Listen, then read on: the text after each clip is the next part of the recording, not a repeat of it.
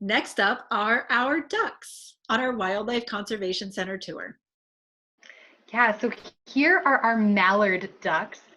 First up, we're going to see a picture of Bill. So Bill is our male mallard duck. He lives with us because of his beak injury. That injury would be prone to infection out in the wild. So he will stay with us for the rest of his life. Yep. Bill lives in his enclosure with two lovely ladies, Daphne and Nessa. Daphne is the larger of the two female mallard ducks that you see, so the brown kind of mottled duck. Daphne had a wing clip when she was very young, and that means that she's unable to fly.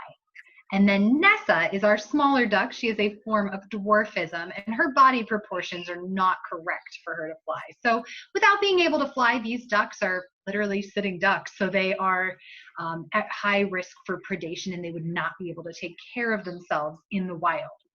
Mallard ducks, they're a very common duck species. We see them all year long as there is open water. They will migrate if they need to find open water. But if we still have water available to them, they're just going to stick around. They're dabbling ducks, so they feed by tipping themselves forward to graze on plants and to catch little bugs, to eat little fish and things that they can find in the water. Our mallard ducks, as you could see with their colors, they're two different colors. So that's called dimorphic, where the male is a different color from the female.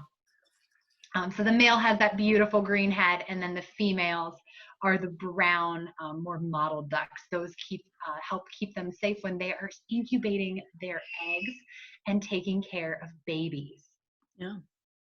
The next duck we're going to meet, she lives alone in her penthouse. This is Mallory. Mallory has been with us the longest. If we've come out to your school, you've most likely met Mallory the mallard. Now, her colors are a little bit different as she's been getting older.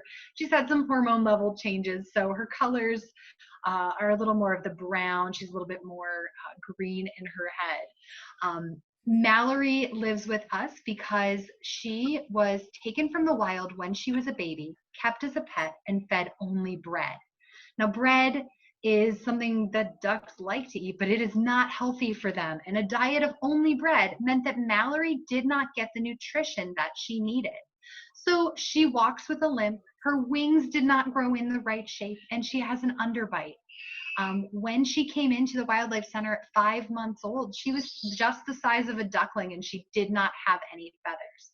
So after being fed the right foods, she's grown those feathers and she's doing very well, but some of that damage just can't be undone. So she cannot go back out into the wild. Absolutely. And those are our ducks.